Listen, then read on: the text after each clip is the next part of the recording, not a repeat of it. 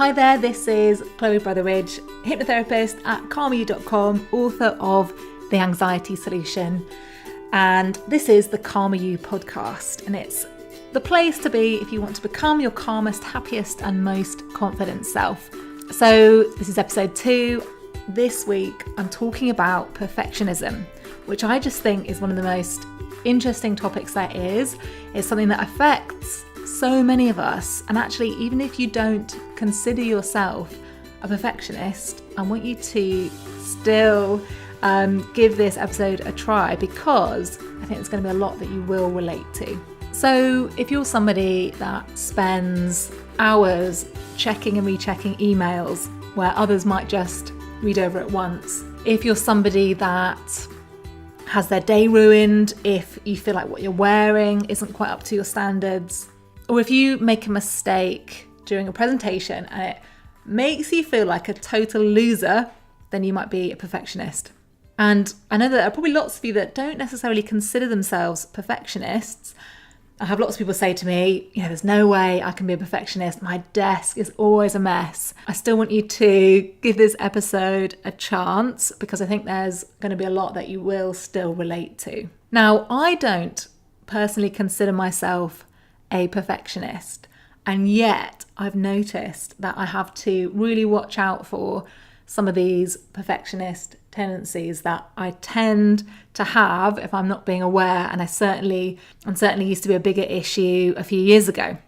So I mentioned in the last episode I had this obsession with my hair and my fringe staying straight. It sounds really silly, and it's kind of a silly example, but it is something that actually can affect people, these silly obsessions and things that we can really focus on and that can actually bring us down or take us out of the present moment. I've also been known to be pretty excessive in my pursuit of trying to find the perfect pair of jeans. I have been known to get into a big department store at the moment it opens and spend several hours trying on pairs of jeans, driving the sales assistant absolutely mad, never really satisfied with whatever jeans I was finding.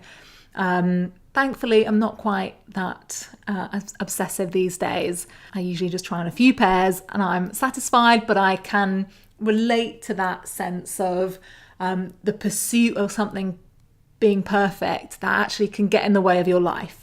And again, that's a silly example. I just wanted to share how, we can be affected by perfectionism without being, one of those people that is really neat or rechecking their emails hundreds of times. So perfectionism can manifest in loads of different ways. So it might manifest in your life in terms of people pleasing. So feeling that you have to keep other people happy all the time, that everyone has to be okay, that you need to have this very high standard in terms of how other people are relating to you or what they think of you. And I think it can also link into social anxiety in that way, in that you might believe that you have to come across as perfect to other people, that you can't make any mistakes, that you can't just be your natural messy self, because other people might judge you or deem that to be less than perfect and less than good enough. It might manifest itself in terms of things that you do with friends, or the way you look, or the work that you do. And so it can really affect every area of your life, really. If you're a perfectionist, you can waste a lot of time. You can have this sense that nothing is ever good enough, and that's a really horrible, horrible feeling. But the good news is that there is a lot that you can do about it, and we're going to get on to that in a minute. So there's really nothing wrong with having high standards, but if these standards are impossibly high, and if trying to reach those standards makes you anxious and miserable, it's definitely time to do something about it. But how do we become perfectionists in the first place? And I think if we look back at the way that we're raised, the way that society is, we get a lot of clues as to why so many of us suffer from perfectionism now. And if you think about, going back to your school days, achievement is rewarded. And if you are doing really well at school, your parents, your teachers are going to praise you for that. And you might associate doing well, trying hard, doing things perfectly with being loved and getting attention. And of course, that's going to reinforce that behavior. Another thing that might have happened was that perhaps you were overly criticized or overly pressurized when you were young. And that can cause you to grow up with this belief that, you're not good enough and that you must always try harder and push harder and do better. So that can be a big cause of perfectionism for people. And so if perfectionism potentially starts in childhood, in our adult lives, it's also reinforced as well. So perfectionism can really get positively reinforced. It gets encouraged. Maybe you were told to be a good girl or a good boy to please your parents and your teachers by acting perfectly and being on, your best behavior all the time, or working incredibly hard and getting the top marks in the school. Maybe as an adult, your boss really appreciates and praises your extreme attention to detail and your really hard work ethic. And then you feel this pressure that you have to carry on to keep up that standard. And then, of course, there is this ridiculous pressure that probably all of us feel to some extent or another about the way that we look. And so much in the last few years with airbrushing, with social media, there's so much pressure to look perfect, to be perfectly well dressed, to have perfect nails, perfect makeup. All of that stuff is adding to this sense that perfection is possible. And also, if you're not perfect, then you're not up to standard. And there's even some evidence that perfectionism could be genetic as well. So it's not necessarily all to do with things that have happened in our lives. It could be a genetic factor in there. However, what I would say about that is that there's always something that we can do about the way we are. We're not stuck. We are not fixed. So even if you think you might have a genetic perfectionist gene, then there is still a load that you can do to help yourself.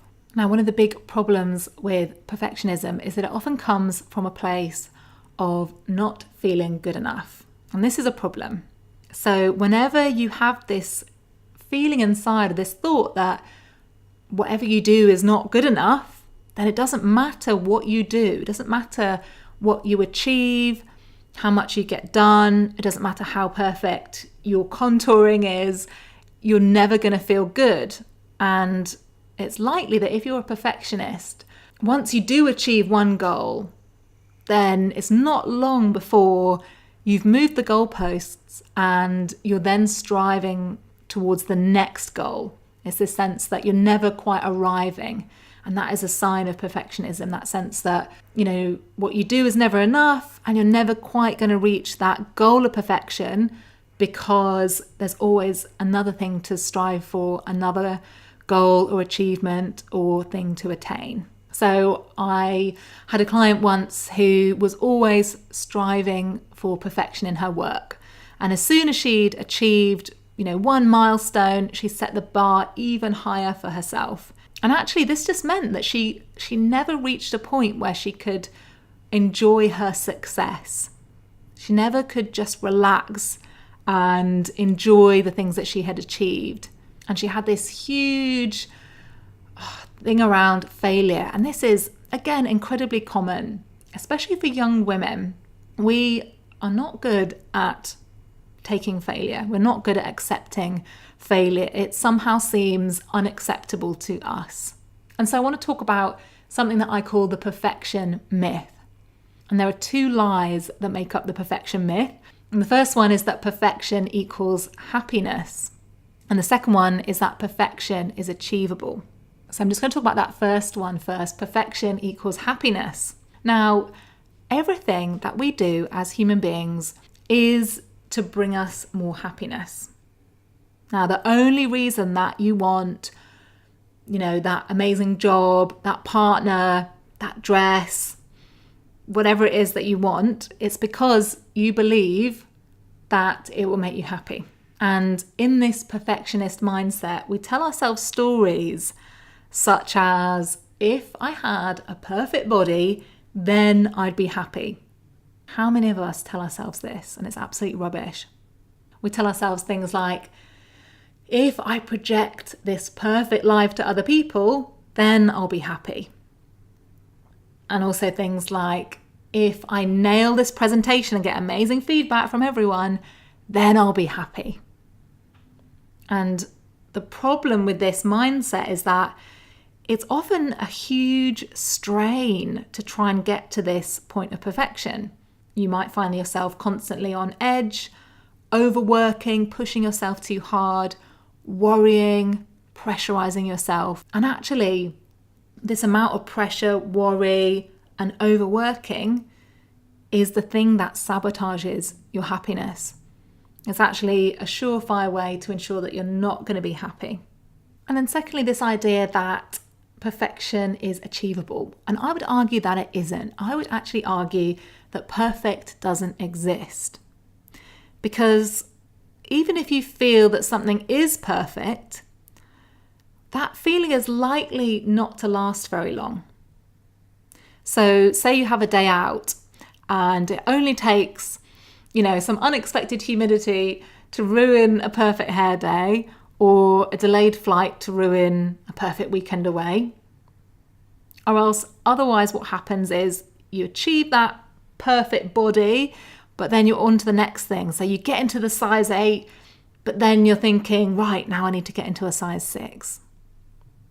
And surely this idea of perfect is just someone's opinion, because my idea of what is a perfect ice cream flavour is going to be different to the idea of what my best friend's perfect ice cream is like. Everyone has their own opinion about what is perfect. So if you're trying to come across as perfect or look perfect, then everyone on the planet is going to have a different perception of what perfect is. So you're never going to, please everyone, or you're never going to get everyone to agree on what perfect is. And of course, if you're hanging your happiness on someone else's opinion, that is a recipe for misery if ever I heard one, because we can't control what other people think. We can't control other people's opinions or what they think of us. It's just impossible. So instead of striving for perfection, I want you to just consider how you can start to accept that you're an ever-evolving, ever-learning, ever-growing work in progress, and you're always adjusting your course, you're trying new things, and the more that you can accept yourself as you are, where you are right now, the happier you're going to be. And so just focusing on making progress rather than trying to reach perfection is a much more satisfying, healthy, positive attitude to have. So just have this idea in your mind of progress instead of perfection. Because perfection is, at worst, completely impossible to reach. At best, it's a massive strain on your energy, on your peace of mind. And so instead, just focusing on learning, evolving, growing, doing your best, and recognizing that you learn a lot along the way and you can always be adjusting your course.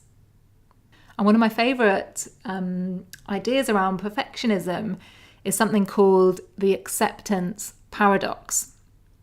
And I first heard of this from Dr. David Hamilton, who is an author. He writes a lot about self-love and kindness. Definitely check out his work. But he introduced me to this idea that things feel perfect when you accept them as they are. Now, just to give you sort of an example of this, I had a client once who was obsessed with planning a perfect wedding. And she had really whipped herself into a frenzy with loads of pressure that everyone had to have an amazing time. She had to look immaculate. The whole day just had to be completely perfect, or else it was going to be a disaster.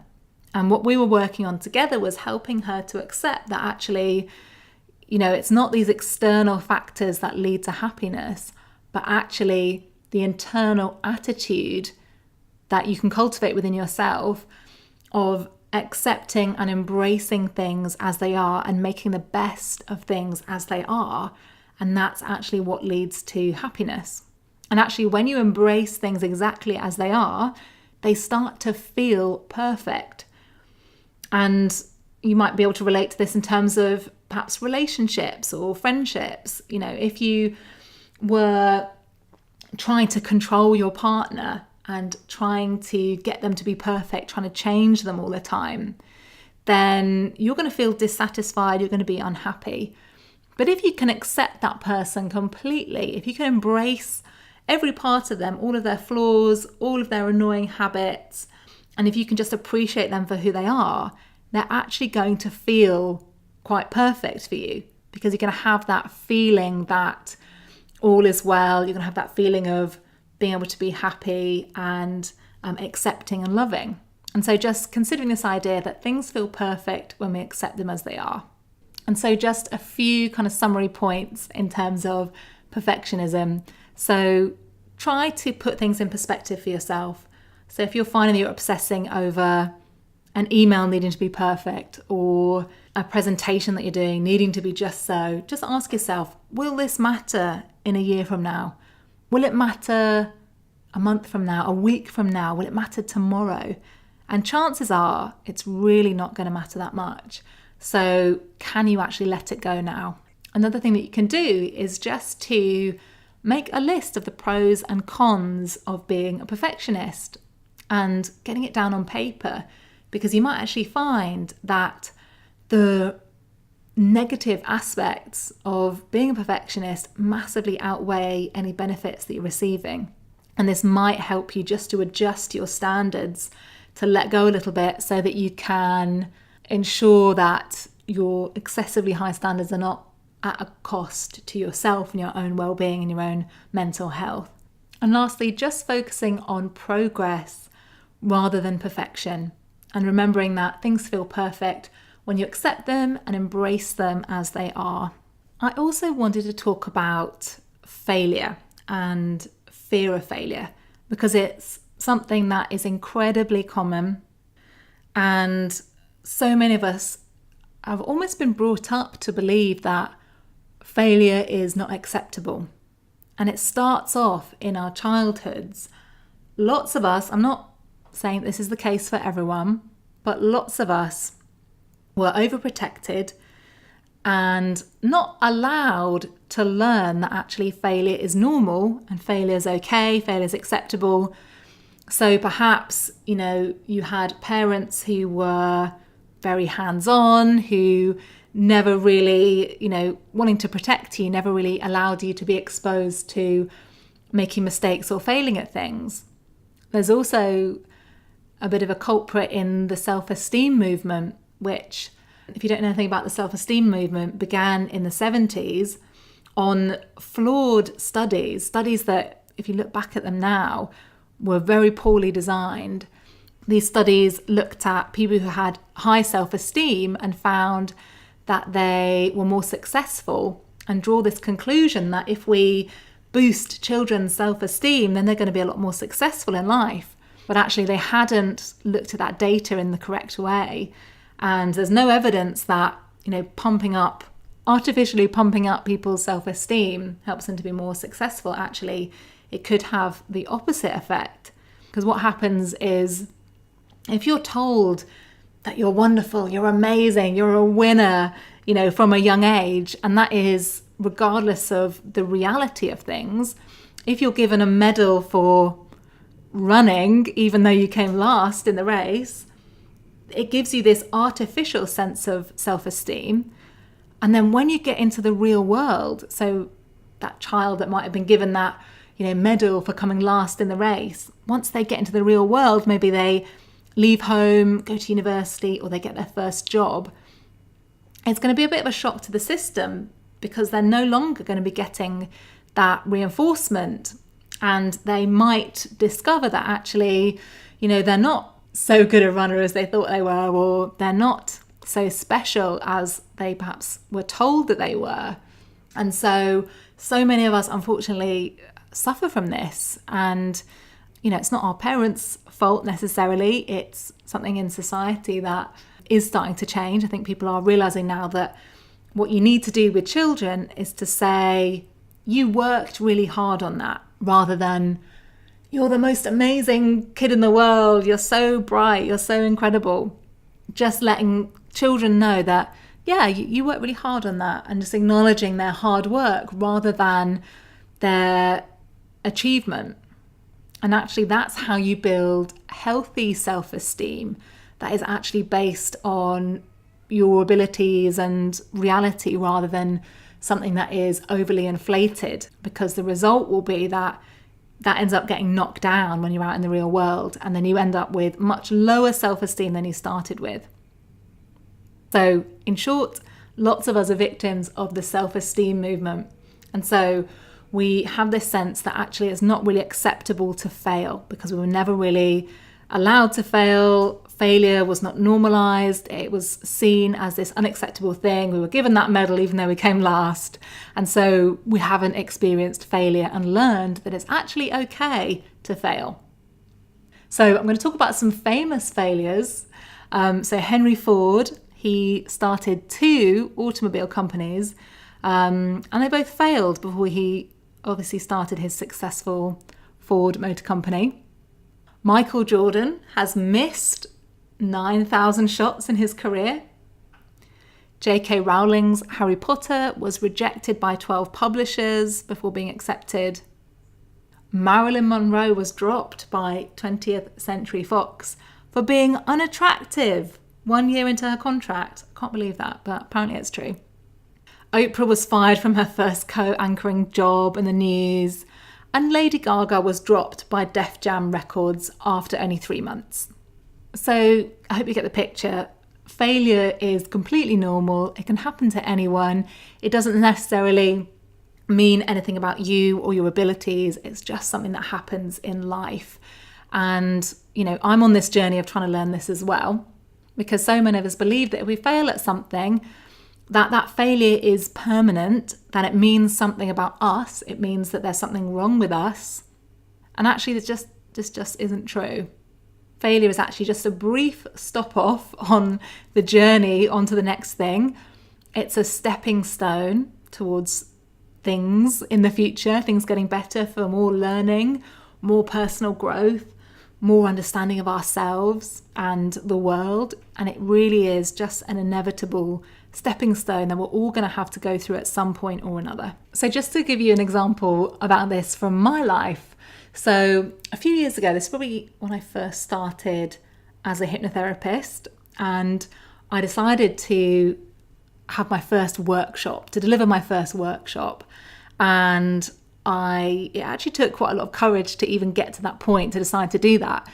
And I spent weeks, I created these flyers, I, posted them all around the neighborhood. I had things posted up on Facebook. I'd emailed clients to tell them about this workshop. So I put in quite a bit of effort. And then when I did actually deliver the workshop, one person showed up, just one person. And actually there were a couple more people made up of my boyfriend and my sister, but it was basically one person. And I remember after this feeling absolutely devastated. I felt like a complete failure. I felt embarrassed. I saw it as evidence that I was basically useless and I should stop trying to deliver workshops. I should maybe even consider stop being a therapist. Nobody liked me. And I was basically going to give up on doing any kind of workshops ever again. And this kind of train of thinking went on for about an hour before I decided to give myself a bit of a talking to. And I actually, after that experience, got out my notebook and did some writing and just put some thoughts down and got a bit of clarity and realised that actually I was catastrophizing. I was thinking in a very black and white way, and that those thoughts weren't really constructive. And it was just the kind of sting of a perceived failure that I was experiencing at that point. And so I decided to look at what it was that went wrong and what I could potentially do differently next time to make it a success. So I was able in that moment, after kind of dwelling on it for about an hour, I was able to reframe that experience and actually think about what I could learn from that so-called failure that I could use next time for things to get better. So I changed the way that I promoted workshops, I changed the venue, I did things differently the next time. And actually, every time I did a workshop after that, things got better and better. And I was always learning how to do things better, how to get more people, how to get a better turnout. And, now I've learned so much about that I look back at that experience and, I can just laugh about it really. So the truth is that actually failure is really important for helping us to learn. And we hear about this a lot. This is something that motivational speakers talk about a lot, but actually it really is true. So I want you to think about, if there have been times in your life, or if you're going through something at the moment where you feel like you're failing or you feel like you're scared of failure, just trying to reframe it in your mind, recognize that it's inevitable at some point to fail. It's inevitable that things are going to go wrong, and that it's never really a failure if there's something that you can learn from it. And there's always something that you can learn in order to get better. So no matter what it is in your life that maybe you're on the verge of, or you recently fresh out of a failure, whether that's a failed relationship, a job, a situation at home, whatever it is, thinking about what you can learn from that and how you can use that to get better the next time. And actually there's something instinctive within us that knows this already. So if you just think about when you were just a little baby, when you were just learning to walk, you'd have started off crawling, and then one day, feeling very brave, you would have pulled yourself up and maybe taken a bit of a step before tumbling over. And, day after day, you would have tried this again and again, falling over again and again and again. But every time, you would have got a little bit stronger, a little bit wiser, a little bit more coordinated. And, you weren't allowing these falls to hold you back. There was something within you that knew that actually falling is all a part of the process. It's all a part of getting better and learning. And so, before long, you could walk, you could run, you could ride a bike, probably. So many things that you have been able to do just by kind of knowing that falling over is inevitable, and actually you're learning and growing all the time. And that instinctiveness is within you. I'd like you just to find that you can tune into that and remember that it's all a process. You're always learning and getting better all the time. So I hope you've taken something valuable from this podcast about perfectionism and fear of failure. I'd love you to let me know about any insights that you've gained. Please let me know on Instagram. You can find me at Chloe Brotheridge. If you like this podcast, please consider subscribing and leaving me a review, because it really does help to spread the word about the Karma You podcast. And I'd love to send you a free MP3 if you head over to karma-u.com/free. I will send you a free relaxation download, which I basically guarantee is going to help you to switch off, to calm your mind, to have a little brain holiday. And you can download it, put it onto your phone and listen straight away. So thank you so much. I'm sending you loads of love and wishing you a really good week.